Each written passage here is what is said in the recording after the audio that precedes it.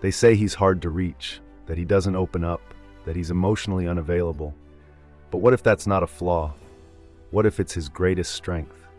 In a world addicted to attention, where every scroll is a cry for validation, there exists a man who has become dangerous, not because he seeks power, but because he no longer needs anything from you. Not your approval, not your affection, not even your understanding. Nietzsche once wrote, "The individual has always had to struggle to keep from being overwhelmed by the tribe." And that struggle, that quiet war between belonging and independence, is where the truly self-reliant man is forged. He wasn't born like this. No one is. He was broken first, betrayed, misunderstood, dismissed. He learned the hard way that to rely on others emotionally is to hand them the power to destroy you. And so he withdrew. Not in bitterness, but in clarity. Because he realized something most people spend their whole lives avoiding. You don't need to be understood to be whole. In fact, sometimes being misunderstood is the price of authenticity. You see, the emotionally self-sufficient man is feared, not because he is cold, but because he can't be controlled.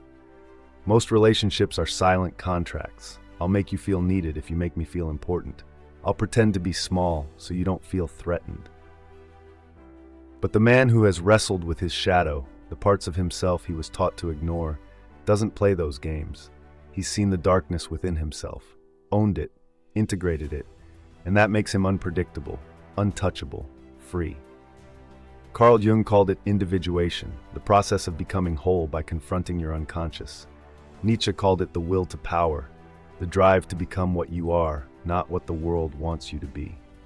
Either way, it requires solitude. Real solitude, not isolation out of pain, but withdrawal with purpose. It's in that solitude that he built himself, layer by layer, wound by wound, until he no longer craved applause to feel alive. That's what makes him so hard to define. You can't box him in, can't label him easily. One moment he's kind, the next, brutally honest. He doesn't follow the script. And that unsettles people because most of us are still performing. We smile to be liked, we agree to avoid conflict, we shrink ourselves to fit in. But not him. He doesn't fear being alone, because he knows solitude is where truth lives. People say he's too intense. What they mean is, he doesn't dilute himself to make others comfortable. They say he's emotionally distant, but he feels deeply. He's just selective about where he places his heart. They say he thinks he's better than everyone. But that's projection. They're mistaking independence for arrogance, because they've never met someone who's not afraid to walk away. Nietzsche warned us that the man who thinks for himself becomes a danger to the herd, because once you think for yourself, you stop being useful to systems built on fear, guilt, and conformity. You become sovereign, your own source of truth, your own center of gravity. And when a man reaches that level of inner power, they won't understand him. They'll try to diagnose him, shame him, tame him, but it won't work. Because he no longer needs to be understood. He just needs to be real. There's a reason this kind of man is rare. Because to get here, you have to lose everything that made you soft. Your need to please, your addiction to comfort, your hunger to be liked. You have to sit in the silence long enough to meet yourself. The real you, not the curated version. And most people will never make it that far. But he did. And now he walks differently. Not with arrogance, but with presence. Not with ego, but with unshakable calm. Because when you stop needing others to complete you, you finally start living as who you are. That's what makes him dangerous. That's why they whisper about him, because deep down, they wish they had the courage to do the same, to stop performing, to stand alone, to become whole, without permission. And that's the ultimate rebellion. Not anger, not revenge, but self-possession. He doesn't need you, and that is exactly why you feel drawn to him. He doesn't need you, and that is exactly why you feel drawn to him. Because deep down, you know you've been living half asleep, chasing approval, playing a part, watering yourself down to be digestible. And now, you've seen the contrast. Someone who doesn't flinch in silence, who doesn't perform, who doesn't beg for belonging. It forces a question.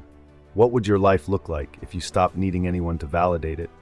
Would you speak differently, walk differently, choose differently? Would you finally say no to what drains you? Would you finally say yes to who you really are? The truth is, we're all born free. But along the way, we trade that freedom for comfort, for certainty, for connection. And sometimes that's necessary. We need others. We are social beings. But Nietzsche's warning still echoes.